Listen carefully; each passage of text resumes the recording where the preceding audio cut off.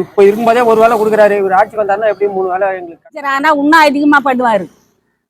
இன்னும் அதிகமா பண்ணுவாரு. 26 முதலமைச்சர் தளபதி ஆட்சிக்கு வந்தாருன்னா இந்த ஒரு வேளை சாப்பாடை நாங்கள் 3 வேலையா மற்ற எங்களுக்கு எதுவும் வந்தது கிடையாது.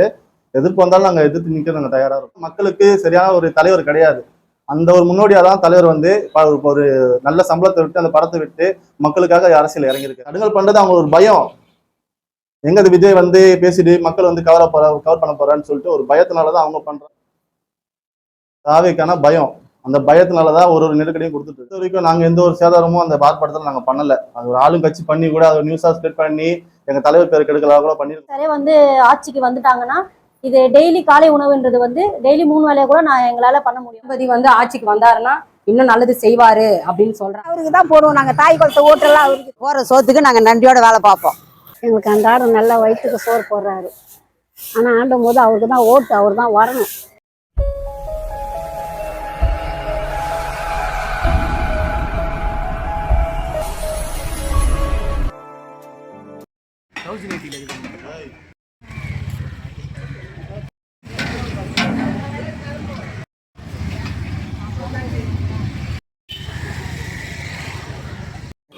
கோயில் பேக் சைட்லேருந்து சார். என் பேர் ராஜேஷ்.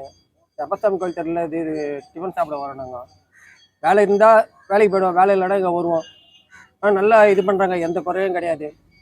இப்போ இருக்கும்போதே ஒரு வேலை கொடுக்குறாரு. இவர் ஆட்சிக்கு வந்தாருன்னா எப்படியும் 3 வேலை எங்களுக்கு கிடைக்கும். இட்லி, பொங்கல், உப்புமா, கிச்சடி நல்லா இருக்கு சார்.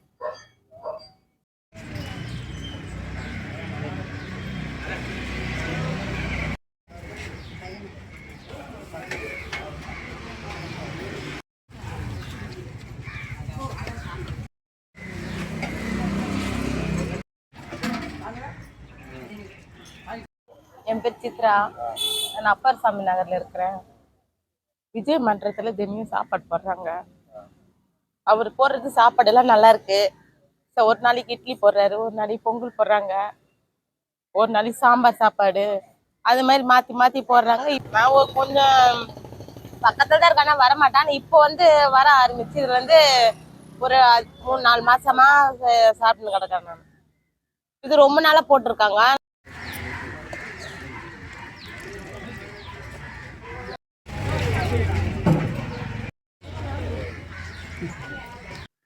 திருவத்தூர் குப்பத்துல இருந்து வரேன். விஜய் மன்றத்தை திறந்ததுல இருந்து எங்களுக்கு வயிறு நிறைய சாப்பாடு போடுறாங்க. இட்லி போடுறாங்க, ஒரு நாளைக்கு பொங்கல், ஒரு நாளைக்கு சாம்பார் சாதம், ஒரு நாளைக்கு இப்படி மாற்றி மாற்றி பிரிஞ்சு மாற்றி போடுறாங்க. எங்களுக்கு வயிறேற சாப்பிட்றோம். விஜய் வந்ததுலேருந்து எங்களுக்கு நல்ல எந்த குறையும் இல்லை, நல்லா சாப்பிட்றோம். என்ன வயிற்று நிறைய சாம்பார் ருசியாகுது, நல்லா எல்லாமே ருசியாகுது சாப்பிட்றதுக்கு. நல்லா என் புள்ள போடுறான்னு நான் வாழ்த்தின்னு போகிறேன்பா. என் புள்ள ஆட்சிக்கு வந்தால் முதலமைச்சர் ஆனால் இன்னும் அதிகமாக பண்ணுவார். இப்போ இப்படி பண்ணுறாருன்னா அவர் வந்தாருன்னா இன்னும் அதிகமாக பண்ணுவார். இதுக்கு முன்னாடி இருந்த தலைவர்லாம் போடுறது கிடையாது. அவர் வந்து எங்களுக்கு பைசா ஆத்துறாரு, போடுறாரு. சந்தோஷமாக சாப்பிட்றோம், நல்ல மாரியாக இருந்துட்டு போகிறோம் சாப்பிட்டு. எல்லாம் அவருக்கு தான் போடுவோம்.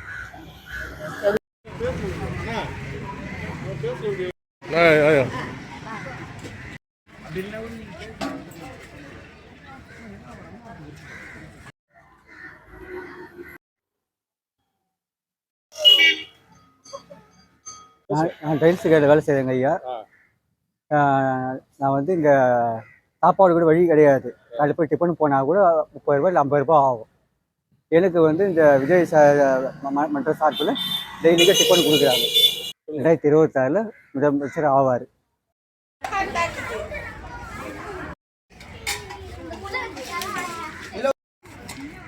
அடியில் பொறுமையாக பிடிக்கணும்.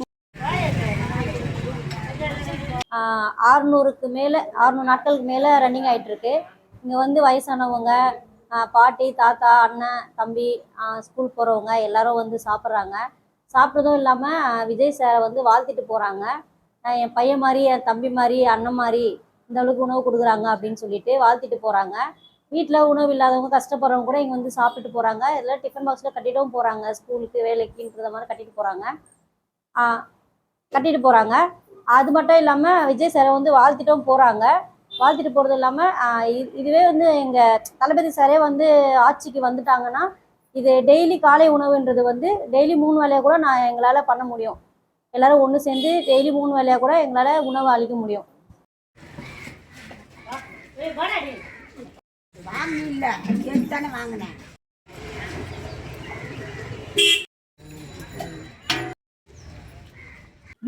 விஜய் எனக்கு நல்ல சாப்பாடு நாஸ்டா டிஃபன் நல்லா கொடுக்குறாரு. ஆனால் டேஸ்டாக இருக்குது. டெய்லியும் நாங்கள் விஜய் சாப்பாடு தான் சாப்பிட்றோம். விஜய் சாப்பாடு தான் சாப்பிட்றோம். விஜய் என்ன அவர் சாப்பாடு தான் சாப்பிட்றோம். ஒரு நாளைக்கு விதமாக செய்து போடுறாங்க. நல்லா டேஸ்டாக இதாக சாப்பிட்றோங்க. ஓட்டு அவருக்கு தான் போடுவோம். நாங்கள் தாய் குளத்தை ஓட்டெல்லாம் அவருக்கு தான்.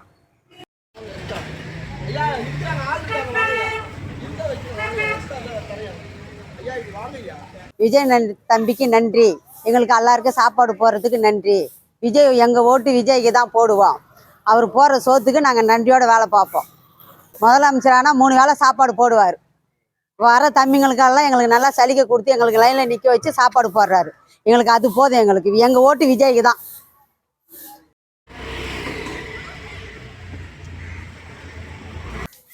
அன்பானது விஜய்க்கு வணக்கம். எங்களுக்கு அன்றாடம் நல்லா வயிற்றுக்கு சோறு போடுறாரு. ஆனால் ஆண்டும் போது அவருக்கு தான் ஓட்டு, அவர் தான் வரணும். எங்களுக்கு நிறையமான மனசு அதுதான். நாங்கள் வந்து எங்களுக்கு எதுவும் செய்யலை. செய்கிற தொழில் பால் தொழில் அதே டிமாண்ட் பண்ணிட்டானுங்க. பால் கார்டு இல்லை அன்ட்டு. எனக்கு பிள்ளைக்கே வேலை கிடையாது. நான் அந்த பாலை எடுத்து வாசல் பெருக்கி தான் சம்பாரிச்சு நான் சாப்பிட்றேன். அன்பார்ந்த விஜய்க்கு நன்றி.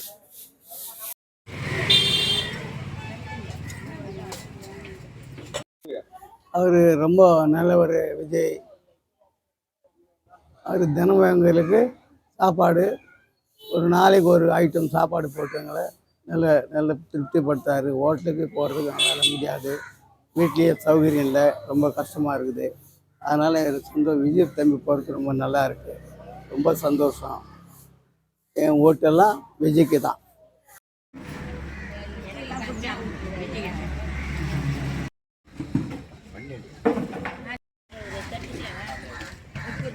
இங்கே அப்பர் சாமி கோயில் தெருவில் உணவகம் போட்டுட்ருக்கோம்.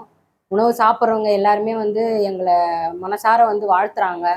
விஜய் தம்பி உணவு போடுறாங்க. எங்களுக்கு வந்து காலையில் நாங்கள் சாப்பிட்டு தெம்பாக நாங்கள் வேலைக்கு போகிறோம். அப்புறம் இந்த குப்பாளுறவங்க வேலை செய்கிறவங்களாம் வந்து எங்களை தனிப்பட்ட முறையில் வந்து வாழ்த்துறாங்க. எங்களுக்கு ரொம்ப பசி ஆற நீங்கள் வைக்கிறீங்க. எங்களுக்கு ரொம்ப சந்தோஷமாக இருக்குது. இன்னும் தளபதி வந்து ஆட்சிக்கு வந்தாருன்னா இன்னும் நல்லது செய்வார் அப்படின்னு சொல்கிறாங்க. அது எங்களுக்கு ரொம்ப சந்தோஷமாக இருக்குது. ஸ்கூல் படிக்கிற பிள்ளைங்கள்லேருந்து பெரியவங்கலேருந்து எல்லாருமே எங்களை தேடி வந்து வாழ்த்துறாங்க. எங்களுக்கு இதெல்லாம் சாப்பிட்டு போகிறதுனால ரொம்ப சந்தோஷமாக இருக்குன்னு. இதை நீங்கள் தொடர்ந்து செய்யணும். அதனால் ஆட்சிக்கு கண்டிப்பாக வர வைங்க. நாங்களும் உதவி பண்ணுறோன்னு சொல்கிறாங்க. கண்டிப்பாக ஆட்சிக்கு வர வைப்போம். எங்கள் தளபதியை ஜெயிக்க வைப்போம். நாங்கள் கட்சியில் இருக்கோம். ரசிகராக வந்து நாங்கள் செய்கிறோம். எங்கள் பணத்தில் தான் வந்து நாங்கள் ஷேர் பண்ணி நாங்கள் உணவு எங்களால் முடிஞ்சதை நாங்கள் செய்கிறோம். ஆட்சிக்கு வந்துட்டாருன்னா அவர் வந்தாலும் சரி, அவர் செய்கிறாருல நாங்களும் செய்வோம். ஆட்சியில் இருக்கிறவங்க வந்து இலவசமாக செய்கிறன்ட்டு அரசு பணத்தை தான் எடுத்து செய்கிறாங்க. அதுவும் வந்து நிறைய மக்கள் எங்களுக்கு போய் சேரலை. இப்போ நாங்கள் ஆட்சிக்கே வரலை. எங்களால் முடிஞ்சு நாங்கள் இலவசமாக செய்கிறோம். இன்னும் ஆட்சிக்கு வந்துட்டா நாங்கள் இன்னும் செய்வோம். செஞ்சுக்கிட்டே தான் இருப்போம். உதவி பண்ணணுன்ற மனசு எங்கள் எல்லாருக்குமே இருக்குது. தமிழக வெற்றி கழகத்தில் நாங்கள் கண்டிப்பாக செய்வோம்.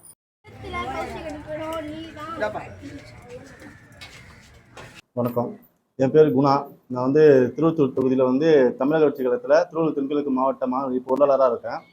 இந்த விலையில்லா உணவகம் பார்த்தீங்கன்னா 2024 மே மாதம் ஸ்டார்ட் பண்ணி இன்னையோட 638 நாள் தொடர்ந்து நாங்கள் மக்களுக்கு சாப்பாடு போட்டுட்ருக்கோம்.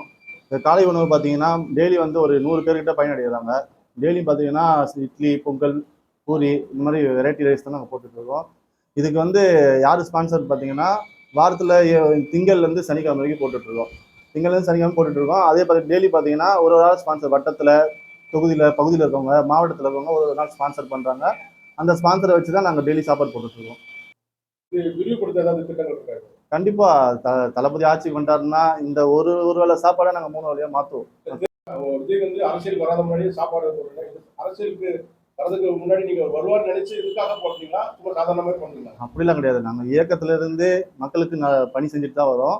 அது ஒரு நியூஸே எங்கள் தளபதி வந்து ஒரு நியூஸாக வெளியிடல.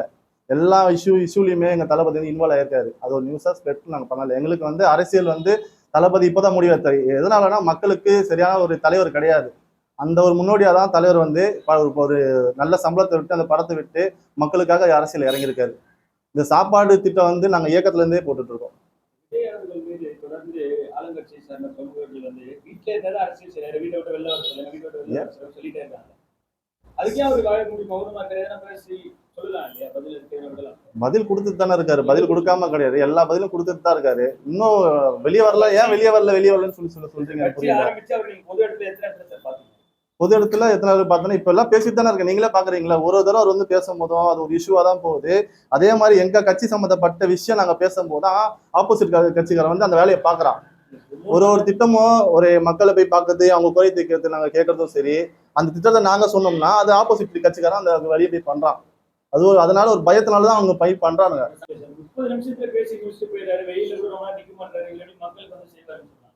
30 நிமிஷம் நின்று போனா கண்டென்ட் கரெக்டா பேசுவோம். கொடுக்கப்பட்ட நேரத்துல நாங்க வந்து பேசணும். எங்களுக்கு ஒன்றும் 2 ஹவர் பர்மிஷன் கொடுத்து 10 ஹவர் பர்மிஷன் கொடுக்கல. எங்களுக்கு கொடுக்கப்பட்ட நேரம் என்னவோ எங்க தலைவர் பேசிட்டு போனாரு. மற்ற கட்சிகளுக்கு இல்லாத நெருக்கடி தொடர்ந்து காவல்துறை சார்பிலும் ஆளுங்கட்சி சார்பிலும் கொடுக்கப்பட்டது. பயம், தாவேக்கான பயம். அந்த பயத்தினாலதான் ஒரு நெருக்கடியும் கொடுத்துட்டு இருக்காங்க. நீங்க அந்த பொது சொத்தை சேதப்படுத்தி தான் உங்க மேல குற்றச்சாட்டு இருக்காங்க. ஒரு ஆட்சிக்கு வராமலே இவங்க ஒரு சொத்து பண்றீங்களா?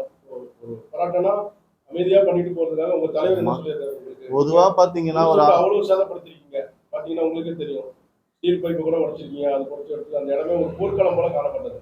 எங்களை பொறுத்த வரைக்கும் நாங்க எந்த ஒரு சேதாரமும் அந்த ஆர்ப்பாட்டத்தில் நாங்க பண்ணல. அது ஒரு ஆளுங்கட்சி பண்ணி கூட அதை நியூஸா ஸ்ப்ரெட் பண்ணி எங்க தலைவர் பேர் கெடுக்கலாம் கூட பண்ணிருக்கலாம். ஆனா எங்க சைட்ல நாங்க எங்க தலைவர் என்ன சொல்றாரோ, எங்க கழக பொதுச் செயலாளர் என்ன சொல்றாரோ அந்த வழிகாட்டுதலுக்கு படி நாங்க ஒரு இடத்துல போய் ஒரு மீட்டிங் அட்டன் பண்ணுறது சரி, அவங்க என்ன சொல்றாங்களோ அந்த கண்டிஷனில் தான் நாங்க ஃபாலோ பண்ணிட்டு இருக்கோம். அது ஆளும் கட்சி எதனா பண்ணி அதை நியூஸ் ஸ்ப்ரெட் பண்ணி அது ஒரு நியூஸா போட்டிருக்கலாம்.